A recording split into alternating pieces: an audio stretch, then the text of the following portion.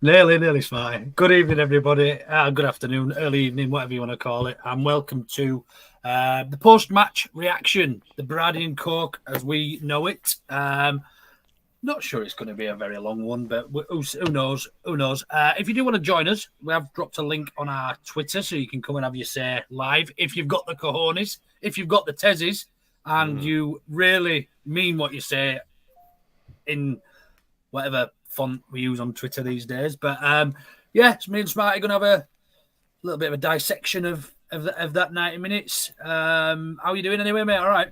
Steady. Got a bit of an headache. Not really enjoying the rest of today, but we'll see what the next hour or half an hour brings.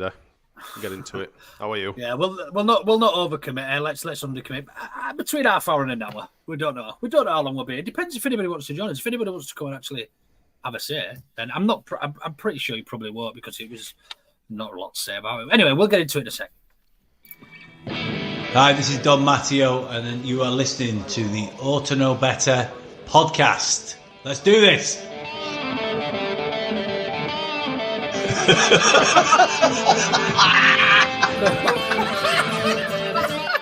You look like fucking Brolin, you're a Leeds eating bastard. Look like some sort of fucking weird floating head. No. You utensil player a bit, innit? I mean, I feel a bit right, dickhead. Nothing spectacular, really. Yeah, so while Jay's out in Cavos, acting like he's 18 again, we've had to endure that. Thankfully, I didn't have to endure it live because it is my youngest 7th birthday today. So I've been on daddy duties and I've got a bit of a stinking hangover because I went to the mucky pub last night, Smarty, and You go for a couple of mucky pints, did you? I did, mate, and I'm still struggling because I probably got to sleep. I don't know what time of day it was. It was early morning. Anyway, it was about 2 or 3 o'clock this morning, and she wanted to get up at 6:30 and open her presents. So. Nice. Not much sleep. And then I had to watch that dog shite, and just all around a bit deflated. I mean, I'm not letting it ruin my weekend. My daughter still had a great day, and she's off to London tomorrow to watch a musical and that. So I'm all right, man. I mean, other than that, what's giving you an headache then? Is it the loud noise of Ellen Road, or is it just certainly not the loud noise of Ellen Road? It could certainly be the size of my head. It could be a couple of dirty pints that I've just sucked in Peacock. I don't know. I don't know. I think frustration maybe might be the main cause of it. I found that very, very frustrating today. I think we had like 72% possession, and we did absolutely. Did we really? With very, very, very little with it. We very rarely bothered them. I think we had a couple of wasted chances and stuff. That Matteo Joseph chance, 8 minutes in or whatever it was. God. Completely different game if he'd have slaughtered that one away.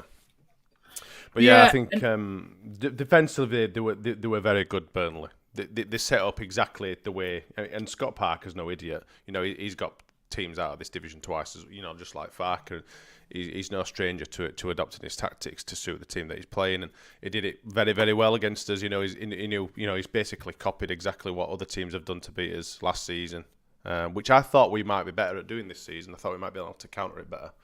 After all the hoo-ha about we're being able to break teams down better with the players that we've got.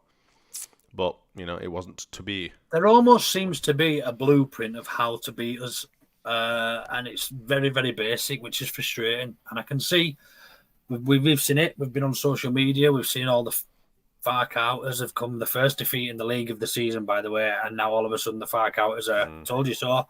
But, look, are they well within the rights to be saying that? If we with the team and a squad that we've assembled, that let's not beat around the bush. It's one of the stronger teams in the league, if not, I would say arguably one of the top 2 or 3.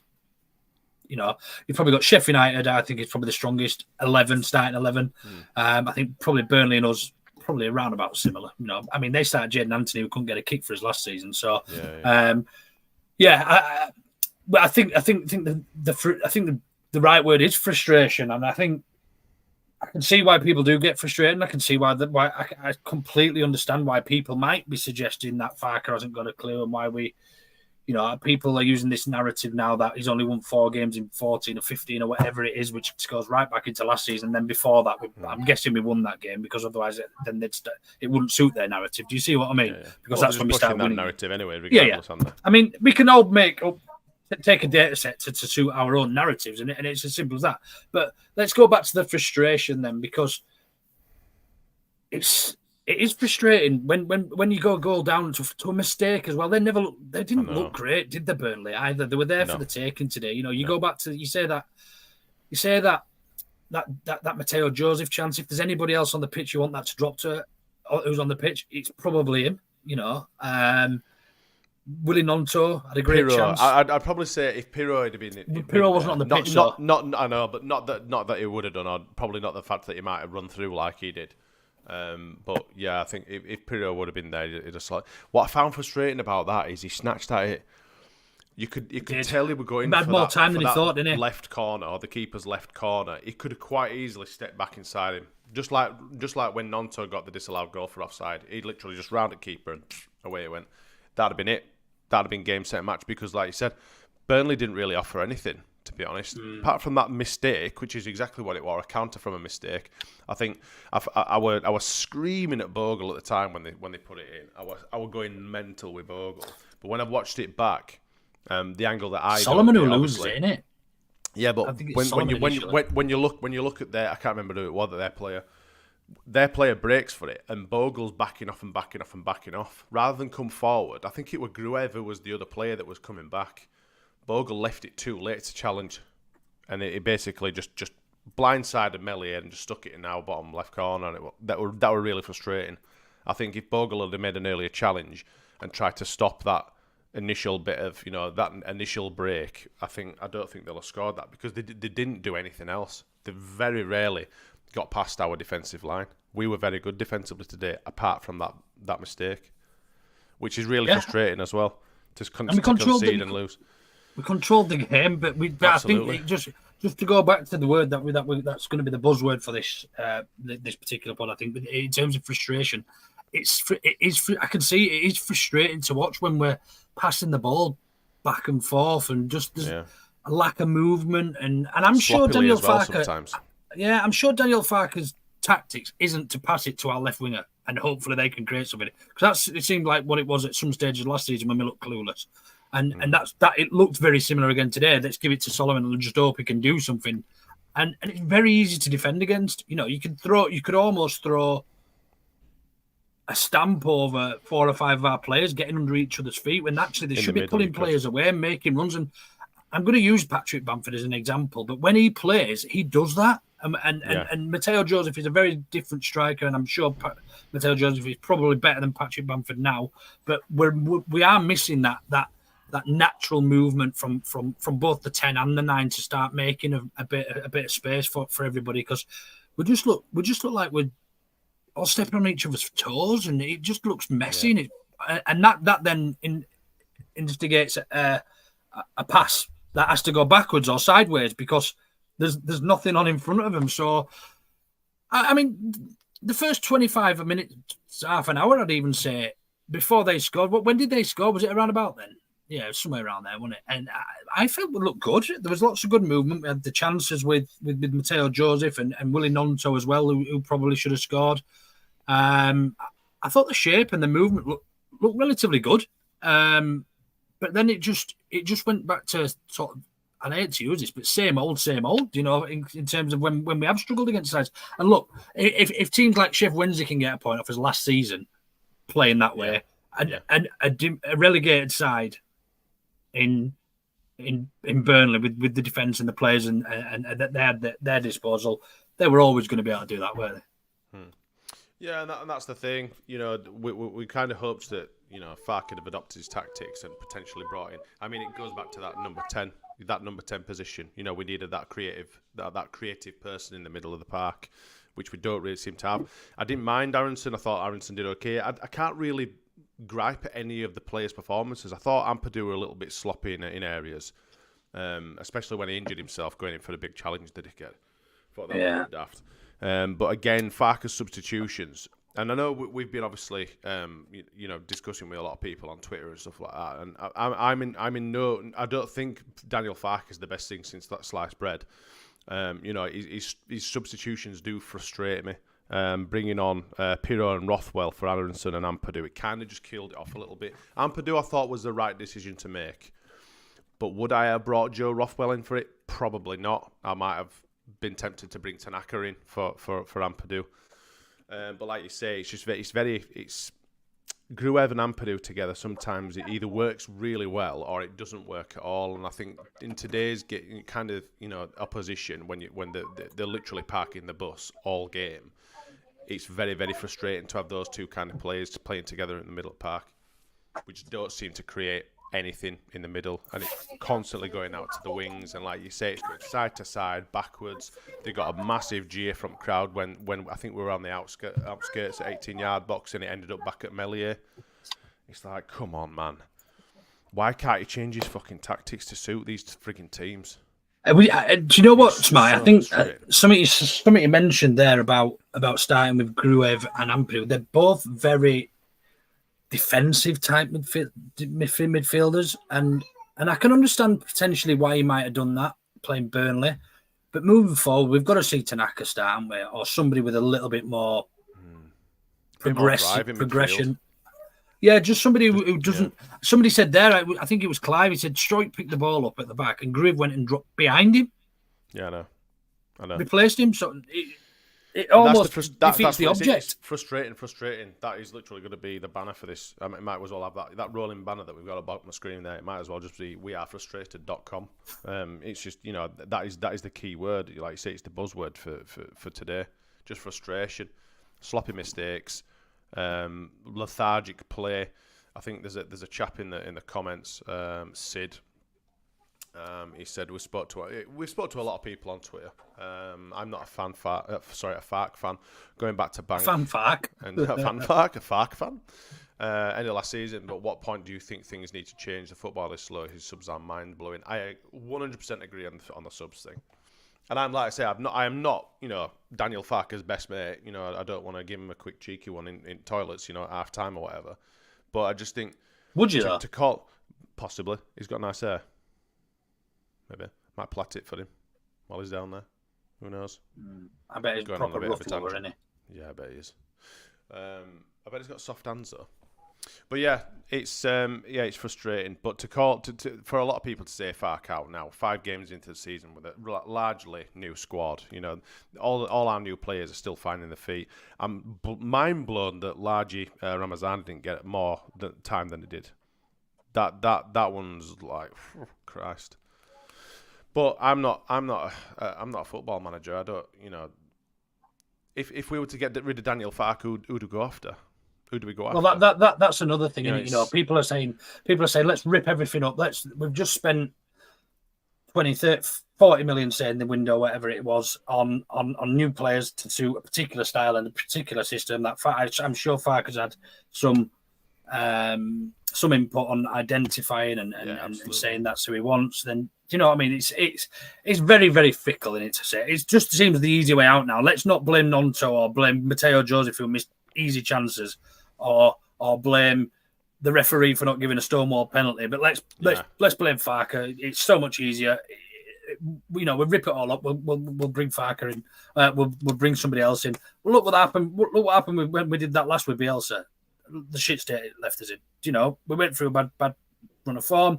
Let's sack Bielsa, and then look where we've been since. So it's not always the answer. It's an easy cop out, innit? It's an easy cop out, and like you say, we both me and yourself, we've both been on Twitter and stuff like, and it is an easy cop out, and we're not necessarily saying that it's not down to Farke, because at the end of the day, the players playing his formations and his tactics. But at what point do we have to point fingers at the players, because they're not completely totally innocent in all this? Absolutely. Bogle had a bit of an iffy game. I think sometimes he's a bit lazy. It's just sloppy, just very, very, very sloppy, and again frustrating. I just think I don't know. Shall we say how many times we can say? Shall we say how many different synonyms we can find for frustrating? we'll have to just have like a frustrating tin. We'll have to put £1 into a little fucking tub every time. Pound, fucking expensive tin yours, isn't it? It's like 10 pence when I grew up. Right, 20p then. I'll raise you. Okay. But it's like you say, a lot of people are saying in comments, it's rinse and repeat. It is, because people have got a formula and a way of beating us, and it works. Yeah, and we don't seem to have a response for it. As soon as a team like that, which is surprising from Burnley, because you would expect them to go hammer and tongue and go toe-to-toe with us. I'm surprised that they, employed the tactics that they did, which was to sit deep largely. I have a bit of a theory on this, though, Smarty, on this rinse repeat, and we're seeing the same stuff. Every manager plays a particular style, so you are going to see the same things.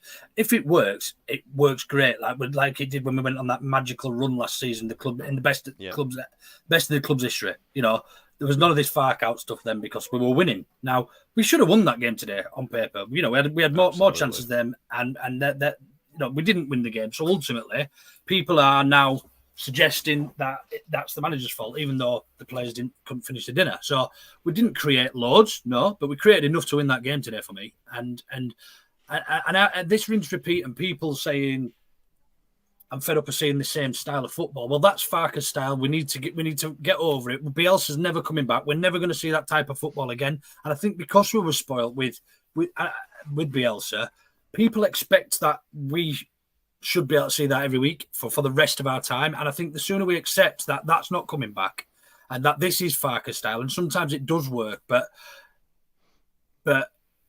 ultimately I'd still think Daniel Farke does need to change his style slightly, because we do struggle with these teams that infuriate us and just sit back and just invite us on and just let us play, basically, because we don't have that Emi Buendia that he had when he was at Norwich, who could just magic something up. I thought Aronson, though, was on the whole quite good today. I just don't think. I agree. Yeah. I just don't think we had. Just back to the penalty. Was it down your end or was it north? No, north? it went in cop end. Yeah, yeah. I seen him being taken out, but obviously we can't see it much from there. And to be fair, the way that the ref went over to Lino, I thought, Lino's seen something. We might be all right with it. But apparently it was a scuffle afterwards. Yeah, bollocks. It was bollocks. It was definitely a penalty. Well, he got the it. ball, but he went through his legs. So it's a tackle from behind, and ultimately you cannot do that. If it's anywhere else on the pitch, it's a free kick. It's a penalty. But yeah, I thought the ref was relatively poor today. He didn't control the game very well. Hannibal probably should have been sent off. He's so unlikable, isn't he? So horrible. He's such a nasty twat. You would love him to be playing for his team, but he's one of them that against you just want to throw lighters at him and vapes I'm kind of hoping someone would do, because obviously he was playing on their left one, so he went off their side, and obviously went round. They had to go walk around the whole of Ellen Road, and they were very, very quiet until he got toward the bottom end of the south stand, and then started giving big licks there. I thought, you fucking coward. You aren't doing that, outside cheese wedge, you shit house. But yeah, it was. Hopefully, he trips over and lands on a plug at some point. Really, Scooby? This is interesting. Scooby says he doesn't think it was a penalty. I've watched it back lots and lots of times. Where's that tweet just gone? Not tweet, that comment. There it is. No pen for me. He plays the ball first, irrespective of what he does first. Scooby, it's from behind, and the letter of the law is you cannot challenge somebody from behind. Pascal Strike got sent off for the Harvey Elliott challenge. Yeah, even though and that was a perfectly good challenge, by the way. Unfortunately, it didn't go that well for Harvey Elliott. However, he still got sent off, and it shouldn't have been. No, it wasn't even a yellow card, but whatever floats your boat, I suppose, isn't it? Yeah. But yeah, I thought we started quite sprightly, and I was quite excited to see. I was quite excited to see how we got on. Solomon looks a level above at this level when he's dribbling, and he does look. He is a level above. We just need to get him involved more and not in the Crescencio Somerville type role, because he was too predictable. I felt Somerville when he got worked out, it was obvious what he was going to do. Yeah. But Solomon likes to seem to come more central. And another thing I didn't see much of Nonto doing today was come central, which worked really well against Wednesday when we beat them. He did a little bit. He did when they were shooting in second half. He did. But he's all he's doing is running on outside of a wall, because they were just that well set up, and they're all quite big players at Burnley as well. They left one guy out in middle at Park, and then they just literally had a bank of frigging 9 players sat in front of a keeper. It's so very hard to break down, and they're a good team. you know, this level of shithousery from other teams might work. You know, if you're a lower sort of league team, you know, your Hulls, your Wednesdays, and even though I think Hull, you know, they were pretty good last season. But other teams that are potentially going to be lower down in the league that deploy them sort of tactics, I would expect us to break them down. But Burnley are a good team. They've just come down from bloody Premier League. And they've come there and to shit out. I mean, they'd have been happy with a point there today, wouldn't they? Anyone's happy. Anyone is happy to do that at Elland Road because it frustrates the shit out of the crowd. Because at the end of the day, the managers on the opposition, they will say, if you stop their crowd singing, if you get into their crowd's head, that's their 12th man. We are our team's 12th man. Once we're absolutely stum, that takes that away from it. You know, the whole, you know, adrenaline and all that sort of stuff from the crowd that you'd not typically get, because we were absolutely silent again. You know, after like 20 minutes, as soon as we go a goal down, that's it. Don't hear a peep from most of the chuffing crowd at Elland Road. It's shit. So that's it. Frustrate the crowd, frustrate the team, and shithouse a win. Easy. Just on that, Smarty, I've seen a few comments today on the atmosphere was pretty shit. Pretty dire for a Saturday afternoon. That was Saturday lunchtime, wasn't it? I don't want to sound like one of them fucking idiots that starts ringing the shit every week bell, but the atmospheres at Elland Road haven't been good for a long time. No, unless we're winning, of course, and people say, "Oh, what about that atmosphere against Norwich?" Isolated game, wasn't it, because it were in the playoff semi-final. But largely on the whole, if we aren't winning or if we are, you know, scoring 5-6 goals, 3 or 4 goals a game, we are really, really poor. Every team that comes to Elland Road either sings football in the library or where's your famous atmosphere, and they're doing it for a reason, because we are loud and proud at the moment. Why do you think that is?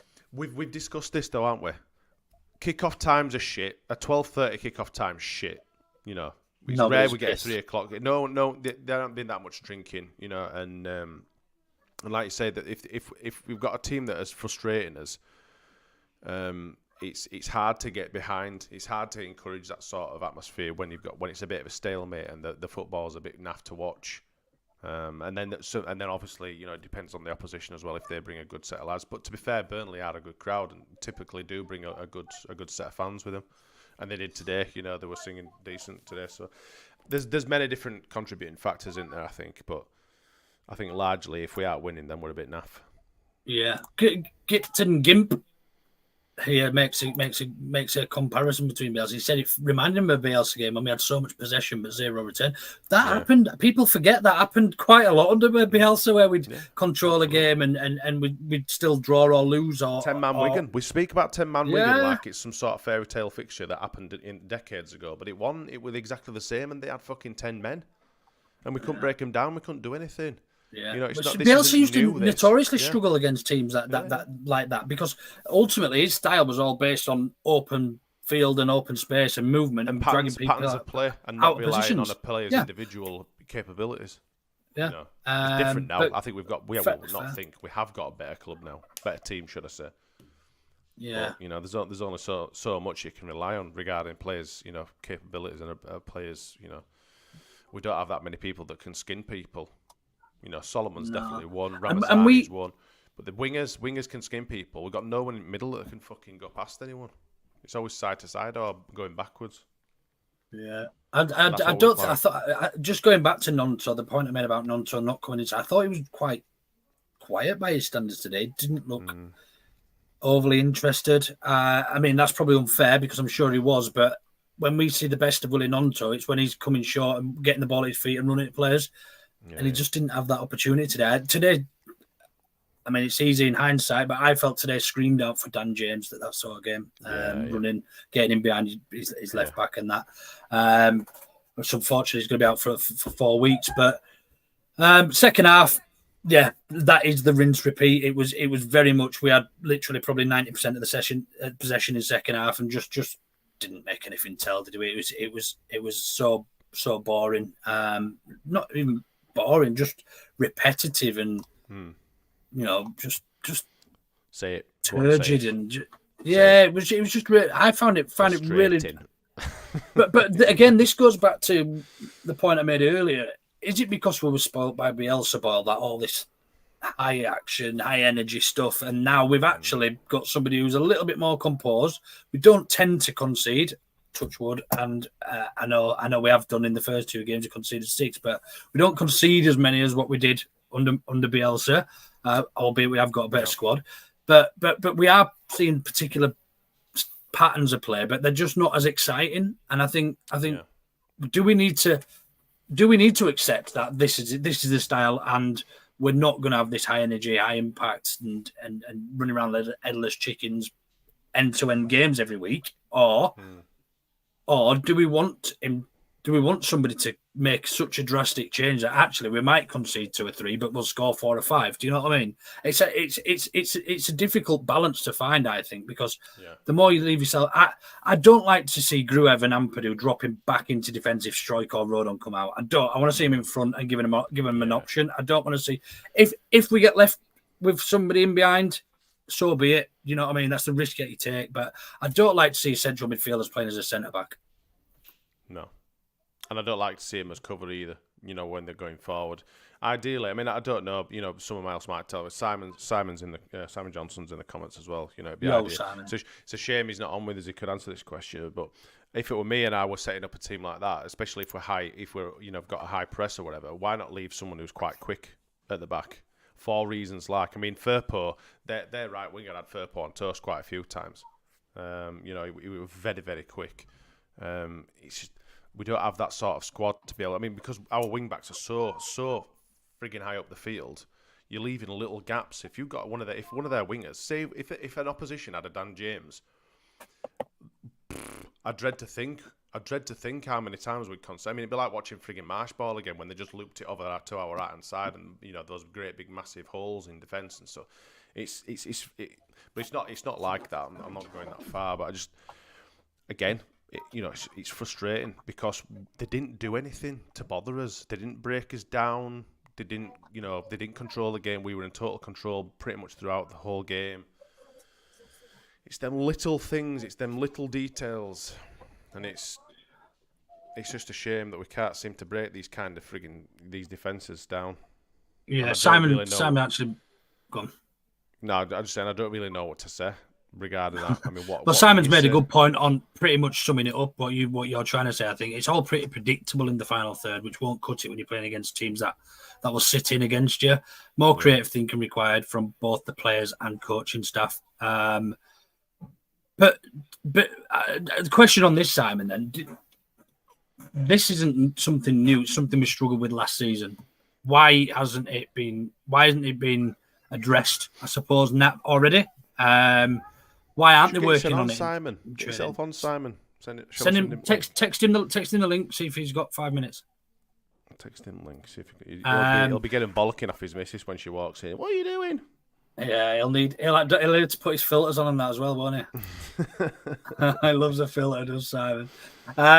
So yeah, but then again, I don't know what the answer is, because ultimately it is almost, if somebody sets up that like that, it is very difficult to break down, and we've seen that, haven't we? So, what are they working on in training, Smarty? If it's not that, and this goes back to earlier on in the season when who the hell else did we struggle to break down? West Brom, I think. We didn't have a shot on target. I think that was. But Farke did exactly the same. He played very, very defensively that match. Yeah. Granted, we didn't have any frigging attackers, and we'd lost Nonto. We'd lost Somerville. We'd lost Rutter and stuff like that. Yeah, I think he did really well there, to be fair. I'd have snapped his hand off for the frigging point at Hawthorns. It's a great chuffing point to get. And look, on the balance, on face value, we're doing better at this stage than we were last season. So we're actually already in front of where we were at this stage last season, which is that an improvement? Is that progress? I don't know, because we've played 3 of the bottom 5 and we've played 2 of the top 5. The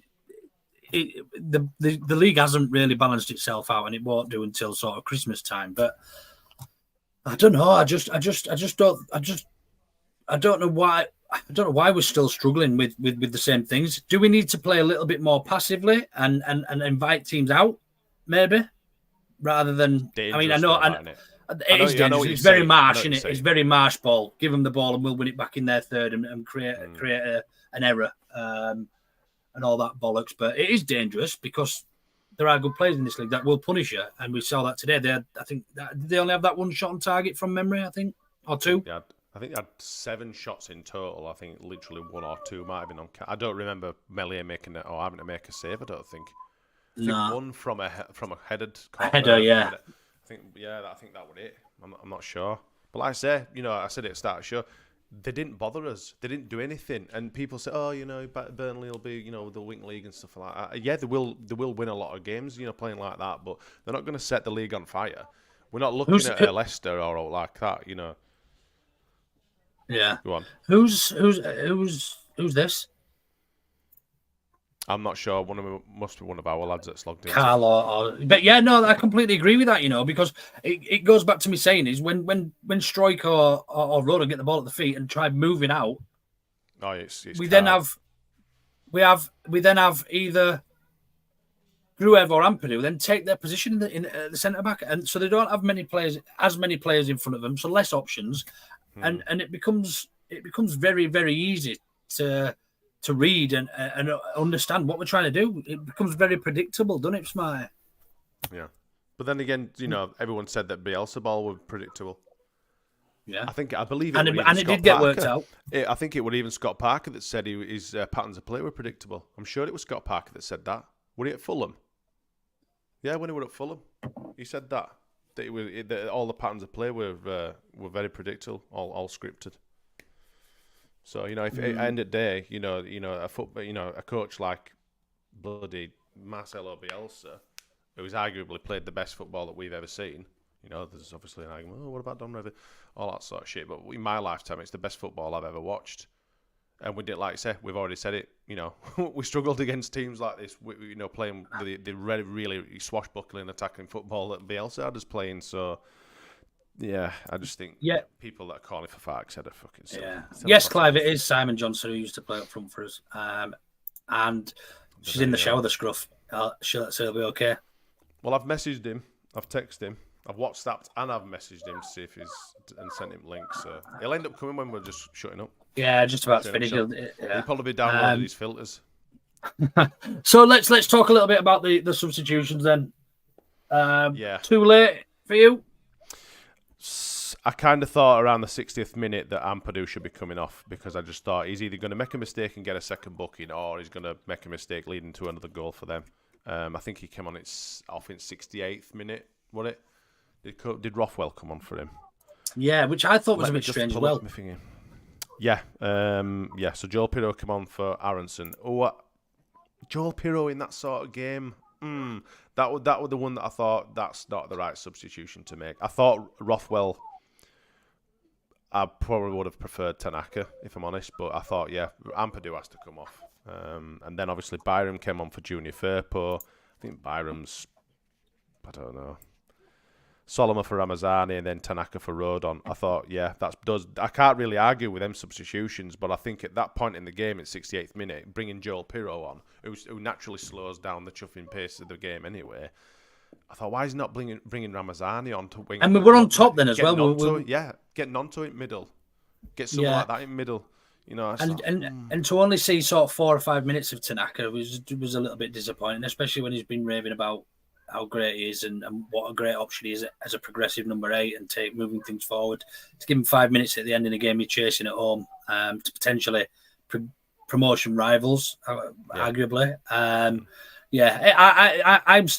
just still do question Farke. I don't know if he's got it in his head that he's not allowed to make subs before the 60th minute because that's where he sees. I don't know if he's got some data analysis or what that says subs have the best impact based at this time and this time and this time. But actually, look, Farke's certainly not perfect. And I don't think by any stretch anybody's perfect or any manager. And Bielsa certainly wasn't with his substitutions. He was, in fact, arguably worse than Farke with his substitutions when he used to bring Tyler Roberts on every week at number 10 and start Dan James up front. And but look,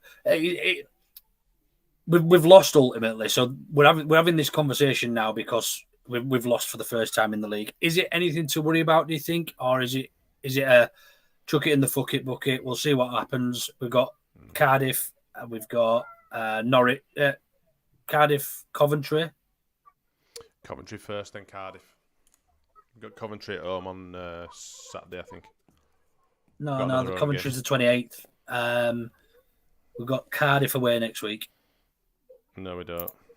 Yeah, we do. You're right. You're absolutely right. I apologise. Cardiff away, I've got Coventry at home, Norwich away. Yeah. Three games that I suppose we have to be winning, all three. And I'm sure we will do, to be honest. Norwich are what they were last season. Coventry are very, very poor compared to last season. And Cardiff are absolutely shite as well. However, Cardiff away is always a bit of a tricky fixture. We struggle notoriously down there. But recent history's been all right, hasn't it? Yeah, it's been better. But I think that, there'll be a different result. If we'd have won today, there would have been none of this, Farke out this, Farke out that. Well, obviously. Blah, blah, blah. We'll have been, we're going up as fucking champions. We've just beat the best team in the league. Yeah, well, that goes without saying, doesn't it? But ultimately, the questions that we need to be asking each other now and the people in the comments is, where do we go from here? Because we can't have one performance like that every 5 games, because ultimately I don't think we'll get promoted if that happens. The whole 2 points per game average goes out the door, doesn't it? I think I mean, as much as I hate to say this, but I would be interested to see if we could shift Gudev out for someone more. I don't think Rothwell, but I think Tanaka possibly might come into middle instead of Gruev, and I really don't like that because I think he's good. I just think, like you've said, they're too dissimilar and playing too deep. Yeah, sorry, yeah, I said dissimilar. Then I said, yeah, they're two similar sort of players, and it's just too much. Like having Kamara and Gruev in middle at Park last season, there were a lot of shimmy shake, and then passed at side and passed backwards. We need someone that's just going to we need a click. Who's going to look up and actually look forward? Right, I'm going to fucking run with ball forward. Unfortunately, we don't have a Hernandez as well. That ideally, in that number 10 position, that's a real shame. But we need someone that can bust a gut out at middle at Park and then run forward and not look to offload it in final third. We don't have that. Really. Yeah. So I know you. We do. Tanaka and even Rothwell to a degree, but Tanaka, I think, is going to come in and solve that. Yeah, and I think for I agree. To a degree, I agree with Danny as well. Gruever's played better than Ampadu the last few games. And Strike's been better. Strike's been better than Rodon. Agree with that as well. Yeah, totally. So obviously we've just mentioned. I think me and you probably in agreement in terms of the whole Farke situation. It is probably a little bit early to be asking questions about him and ripping everything up and starting again. 5 games. It's too early. 10 games, perhaps you've got grounds to question stuff. But so where do we need to be? How many points do we need to be on after 10 games? And for you, Smarty, for if we haven't hit this particular point 10 games in terms of points, do you think we need to be on 20 points? Do you think we need to? I would estimate 18 to 20 points ideally after to have that many. Yeah, I think so. I mean, it's your average is to get promoted. They say 2 points a game average, don't they? Yeah. So that's where we need to be. If that's to win the league, isn't it? Well, yeah, usually. I think. Well, yeah, obviously, yeah.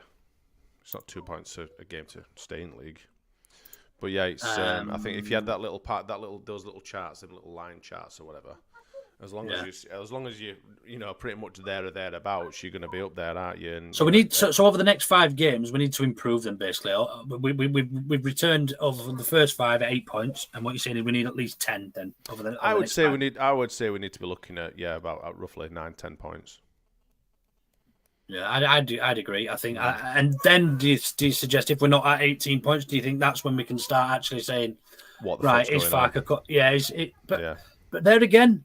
We had a shocking start last season, but that ultimately that probably cost us. But I mean, I'm not worried by any stretch. I think I have concerns, but I don't think I'm worried. I think the concerns I've got is the same old story in regards to build-up play, patterns of play, lack of nous in the final third, especially when we control games so much because we spend a lot of.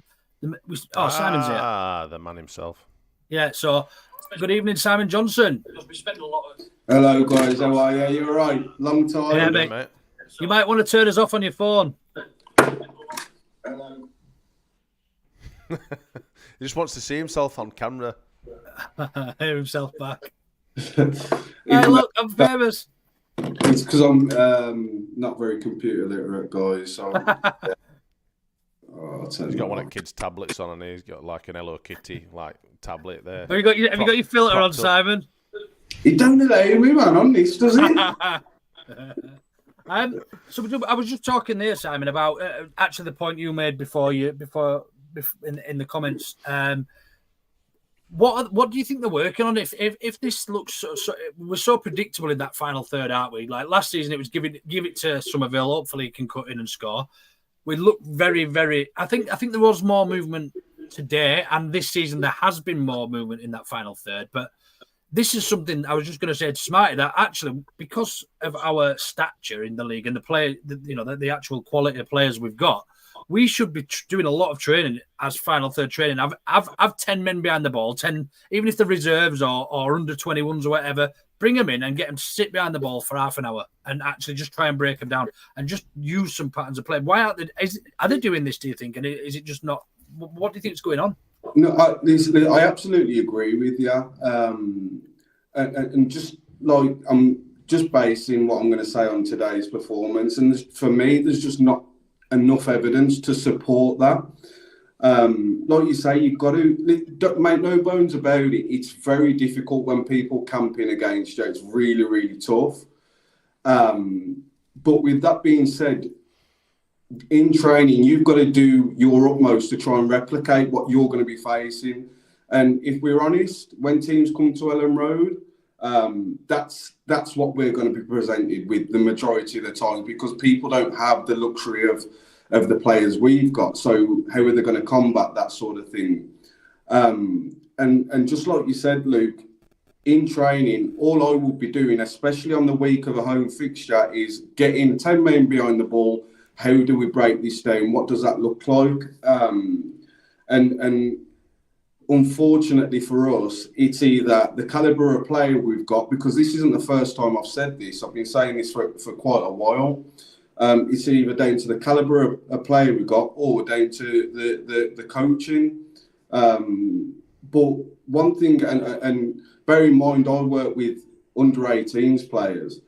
What I say to those guys is, be unpredictable, or as unpredictable as you possibly can be, with your movement, with your spacing, in terms of where certain players need to be when certain people have got the ball. And I just don't see it's all very much like last season. We kind of rely on players just having that bit of individual brilliance that's going to get us out of jail. And for me, it's not going to be good enough to get us to where we want to be.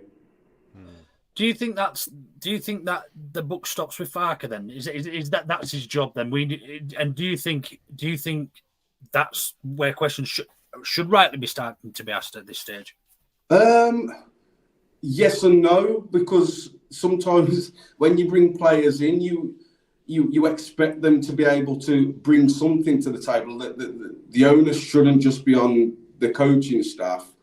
Like I said, when you bring a certain level of player in, you expect them to be able to deliver regardless of the circumstances. So yes and no, but I don't know. I just look at it and I think, bloody hell, what are they doing in training? Because I don't see really anything when people or teams are sitting in against us. It's got to be quick, efficient. Your spacing is really, really important.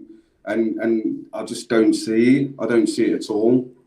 It looks like they run up each other's asses a lot of the time as well. You know, you could literally throw a frigging picnic blanket over a few of them when we're sat outside their 18-yard box. And what I find really frustrating myself is that we'll go side to side and we'll turn inside, outside, look for the overlap and then turn back inside. Why aren't anyone having to go from outside the box? I think Gruev had one I suppose if you can class it as a long-distance shot. Ampadu had a good effort as well, which was safe. Yeah, which we've never seen before. But someone like that, Joe Rothwell's got that in his locker. We've seen how many goals. Well, it's not like he's scoring like 10, 15 sort of them goals a season. But have a go. Swing your frigging foot at it. Put a bit of pressure on keeper. Keeper might spill it. And if you've got someone like Joseph or someone that's literally sniffing around edge of box, you've got someone to pounce on it. You know, make them make mistakes, and we just didn't. We didn't do that. I think one thing that as fans you need to consider is that like you have to be patient when, especially at home, which is going to be frustrating because when you're going to watch your team at home, you want excitement, you want it to be sort of really vibrant, and but when teams are sitting in, you have to be patient as players, and moving the ball side to side is the right thing to do. An observation from me would be that we could probably do it quicker, because the reason why you move the ball side to side is to try and create that passing lane so you can play a forward pass. We probably don't do that. And again, I use the word efficiency. That's my favourite word in football. We probably don't do that efficient enough. And then when we do, it's all very... and this was one of my frustrations with Rutter. It's like touch.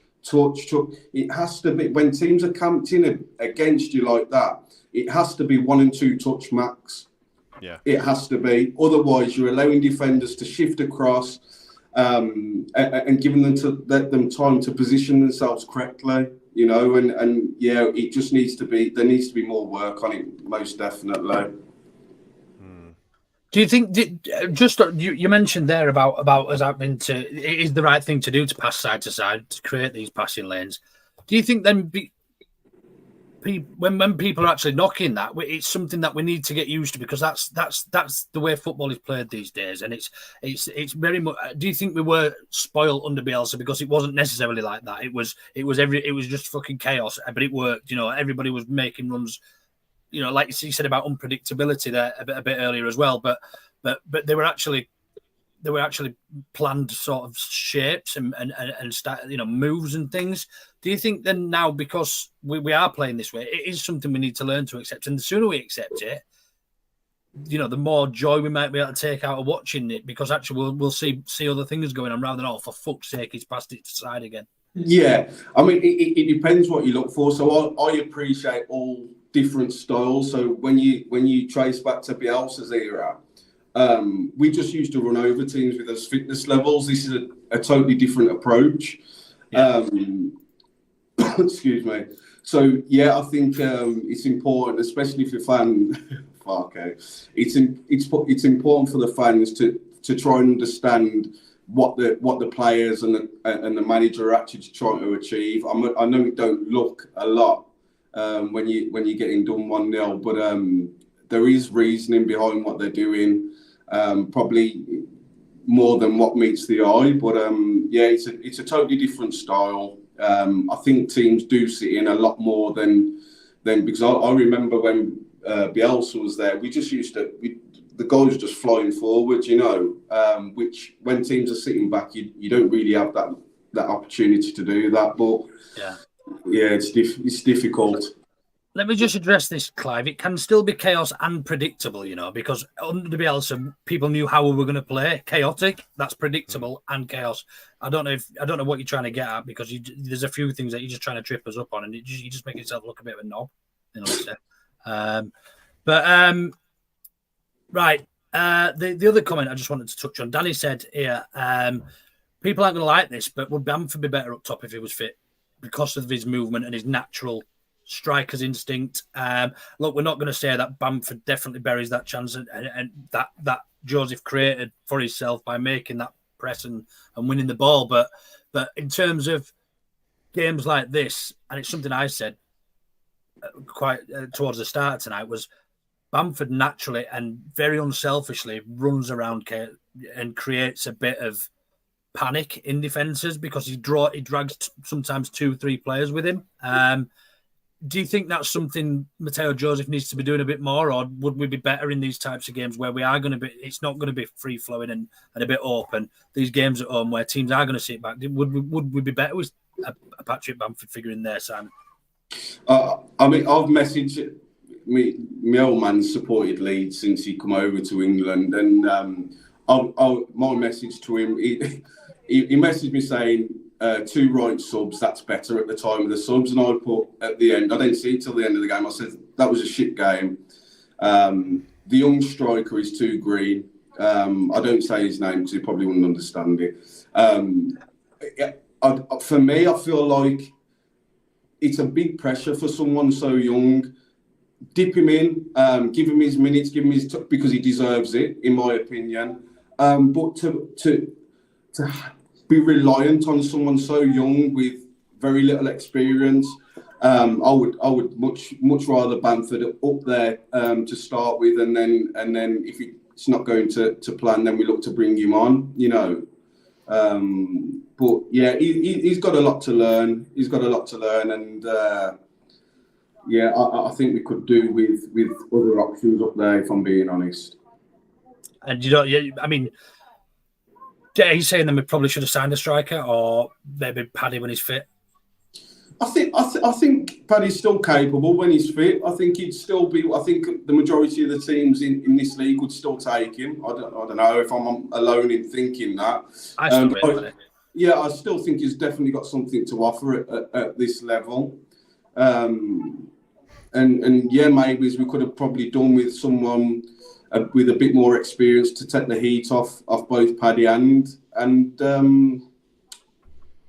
Joseph. Yeah, Joseph. Yeah. But it's I think we've got to wait till January. I think that's one of the main things is it's a largely inexperienced. You know, if you disregard last season, it's a largely inexperienced squad that we've got. You know, there's a lot of young players in there that are from other leagues as well, which will take time to sort of bed into other championship players and our teams set up against us as well. But I found it quite frustrating that we are still relying on an aging and not over the hill, as Carl would say. You know, he's not a good. He was over there in his 20s, wasn't he? But you know, someone like Kiefer, what's his name from Bournemouth? Kiefer Moore. You know, I think he'd have been ideal for someone, you know, for a team like. He's at Sheffield United. Yeah. Played well last night, and he'll play well for them, you know, and he'll bag goals for them, and that's the sort of. But you want a bully up front. And I don't know whether that's just me or how I played. I'm sure Simon will. You know, Mark Viduka didn't friggin', you know, have people tickling him and throwing him off ball and stuff like that. He used to pull people left, right and centre. You want someone up there that can hold their own, that can pull players here, there and everywhere and take no shit. And I just don't think that Joseph is that sort of player. No, he could probably do with someone like right up there alongside him, to be fair. But that's not the formation, is it? So... yeah, it's a tough thing. I'm sure he would out on piss him. You know, it looks like he's watching this at home, but I thought he were out in Leeds. I hope he's not out in Leeds listening to this podcast. If you are, you sad Carl. At least he's out, Smarty. At least he's out. Who's the real saddo? I know. Me and you sat in his bedrooms. Me and you sat at home with the dogs. Just a quick question that came in earlier from not even a question, but Joe Bedford's take on. I want to get your thoughts on this in a second, Simon, on the Farke situation. I mean, for Smart and I are in agreement that it's far too early to be questioning the season. As Smart has just alluded to there, we've got new team, new players. We're still in a better position than we were this time last season. Give him a bit of time. We've lost one game in the league this season, but Joe Bedford said we need a settled club. We can't keep chopping and changing managers. The team has been ripped apart and need to gel. Then see where we are. Is that sort of the sentiment you share? Do you think he's the right man for the role at the minute? I think his history speaks for itself. I think if he's given the tools and you know he sort of has the time, he gets the job done. I think you could probably question that Leeds is a bigger club than he's been at previously, and with that comes a much greater expectation. But I think it's way too soon. I actually quite like him. You know, like I said, I think if he's given the time and the tools, I think he'll get us out of the league. But go on, sorry. Sorry, no, go finish off. No, that was it. All right, and being a coach yourself, then do you see lots of? I mean, you can probably see it from better than average Joe, Smarty, and I, who played at amateur level and been to watch professionals, but actually playing at a level that you have, and now coaching. Do you see a lot of good in what he does? Then do you see things that potentially the average Joe, people on Twitter don't see? Do you see what I mean? Again, and I'm not asking you to blow your own trumpet here, but no. I mean, when I speak on things like this, I tend to come across quite diplomatic. I mean, there's this new formation and new style of play that quite a lot of managers use. So the patterns and what these guys are trying to get out of the team, everybody that you come up against privy to the shape and how you're trying to get in, and that's why I say it needs more creative thinking, because if you're playing against, everybody knows this 4-2-3-1 or 4-3-3, and you've just got to be a little bit more savvy with your approach, and that's the way you'll get in. You've got to look at different ways. You can't just have, like I think I heard Smarty say earlier, where a centre half drops in, a centre midfielder drops in, and the centre half takes the ball out, and your fullbacks fly on, and your wingers become more inverted. Everybody knows it, so everybody knows how to set up against it and where everybody should be. And so, yeah, for me, I just think, and it's that's not only on Farke, that's on his coaches as well. So these big clubs nowadays, they have different coaches for. Do you know what I mean? They have set piece coaches, throwing coaches. So, you know, my question would be, like, what are you doing with the forward guys in the final third? Is Farke taking control of that? Is his coach? Is this who's taking care of that? Because that's what needs to be questioned. Yeah, fairs. Alan Kennedy's put a comment here. I don't know, Smarty, what your thoughts on this, but I don't know if I necessarily agree. I agree with part of it, but thought we played too narrow for large parts of the game, relying on pinpoint passages in a compact Burnley defence and always playing down the left. Joseph didn't get many decent through balls.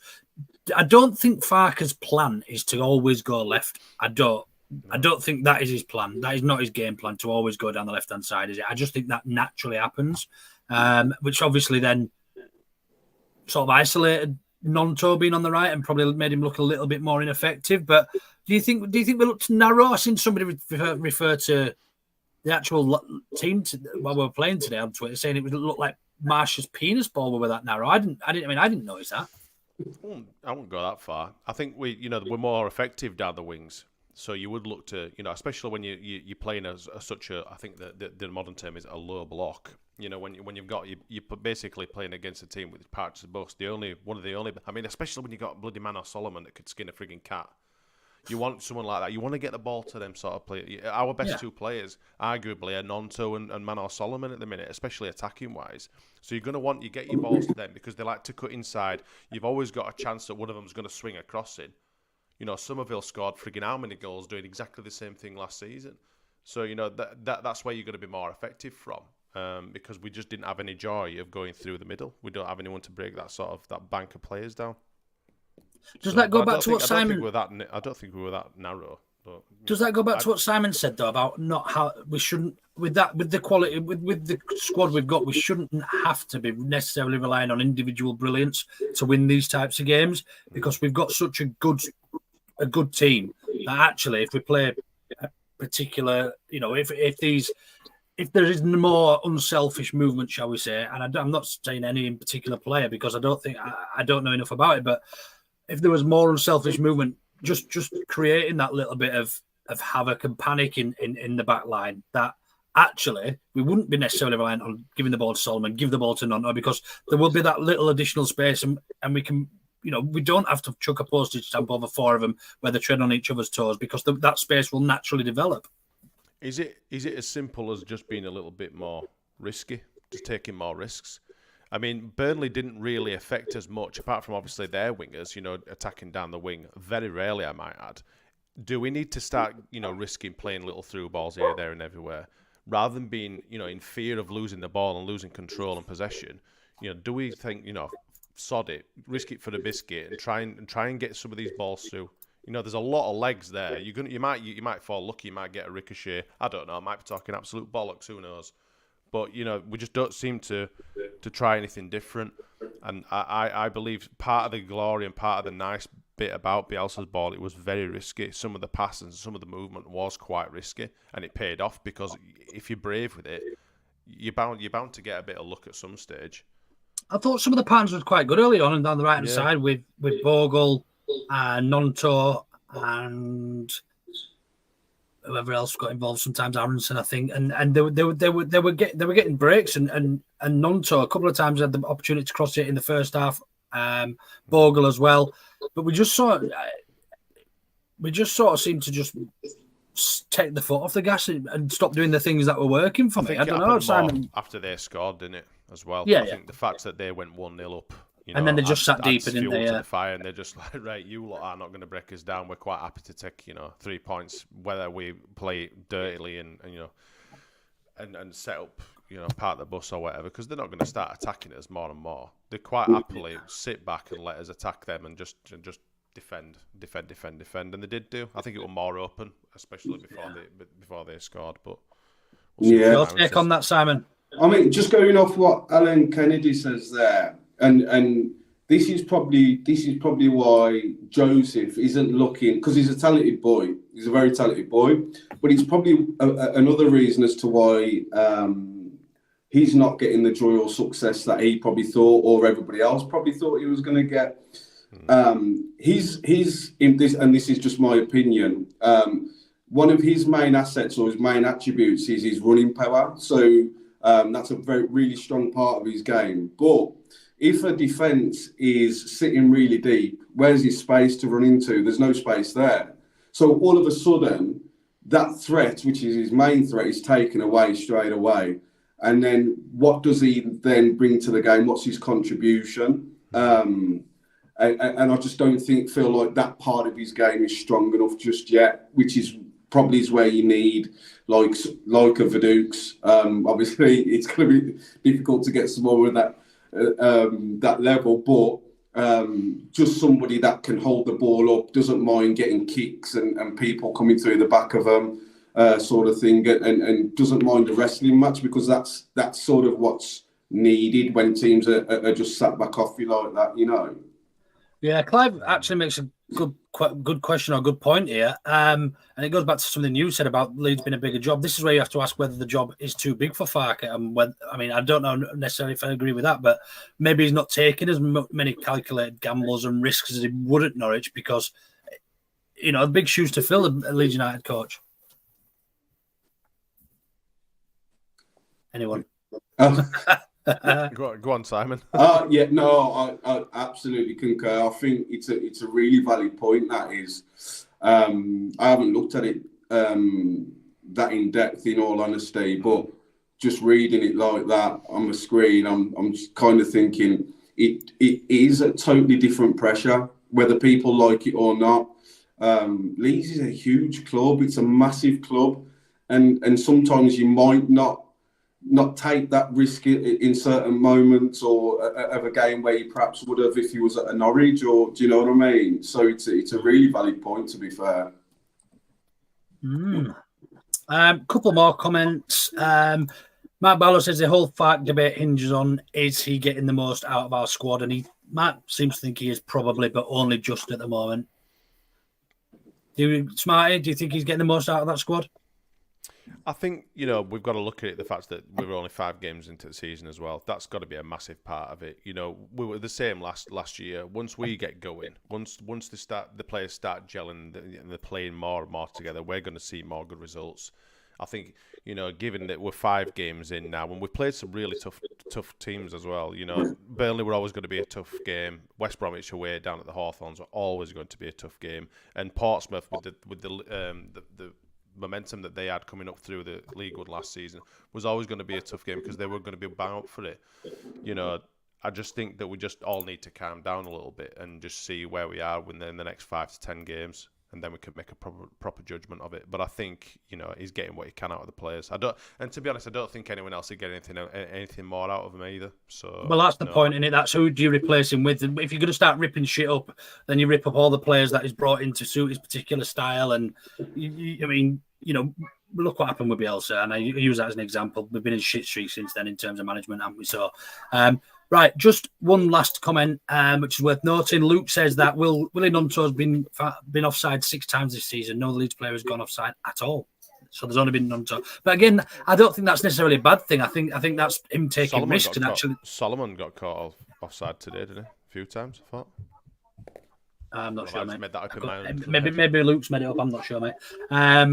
But yeah, I think that's not necessarily a bad thing. I think it's him taking, playing on the shoulder of the defence and that. So, right, let's get the poll results, which are quite interesting. At the start of the show, I asked, is it fair to ask questions of Farke at this stage of the season, given we've only lost one this season? And I'm in the poll. 57% have said yes, it's a time to start asking questions at this stage of the season, and 43% have said no. Surprising? Are we all wrong then? I don't think so. I think people are just emotionally reactive. It's reactive to the result as well. We've got to take into account when we ask that question. If we'd have asked that question tomorrow morning or maybe tomorrow evening when people have had 24 hours to mull it, or after a win, or after, well, you wouldn't have even had to ask the question after a win, would you? Yeah. But yeah, I think time's a healer, but I think people get a bit more perspective when they've seen the game back and they've had a bit more time to mull it over. People are just pissed off now, out there that we've. Of course they are. Grieving out. We're grieving over the result. Yeah. Paul Brennan, we'll finish with this comment because it's quite a good one, and it's quite apt. To manage Leeds, you have to have big shoulders, and the expectations are massive. It's the same as players. Sometimes the shirt is too heavy. Yeah. And we've seen lots of good players fail here, haven't we? Because of that weight of expectation. And we've seen good coaches and managers fail here as well, which is unfortunate. But Simon, any last words? Anything? Yeah, Solomon was offside. Anything else you'd like to say on the back of today's performance? No, I just think if we stick with it and just give these guys a little bit of time to sort out, listen, it's not as if we've got a pummeling today. I don't know what the possession says. I think there's just a few little details that need ironing out, and I think they'll come good. I don't think there's no panic station from me just yet. Listen to this. This is a newly relegated side that we've played today. The possession was 73%. It's 27%. Shots on goal, shots 14 to their 7, so we doubled their shots, and shots on target, we had 4 and they had 3. So paints a bit of a different picture, but game's out one on statistics, and other than the one at the top that goal scored. So wicked. So I think that's about it, really. Unless anyone else has got anything else to say? Have you got a Phoenix Nights ringtone? Yeah. Yeah, my brother's FaceTiming me.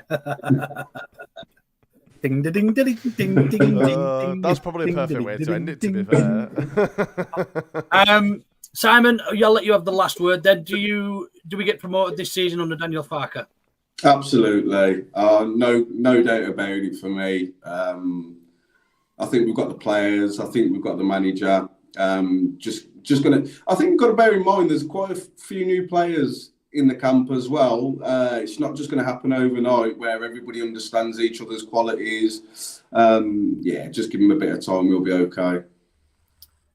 Yeah, I think we beat Cardiff at the weekend. This result's forgotten about, isn't it? Yeah, absolutely. Because we're all fickle football fans. Exactly. And on that note, enjoy the rest of your weekends, everybody. Thanks for joining us. We will be back on Tuesday, I'm guessing, this week for the main pod. I'm not sure who's on, but do tune in. You, Gilly and Carl. Me, Gilly and Carl. Great. So you get to see me again. We'll be on from about 8:30. Enjoy the rest of your weekends. Happy birthday to Tony, my youngest, who's turned 7 today.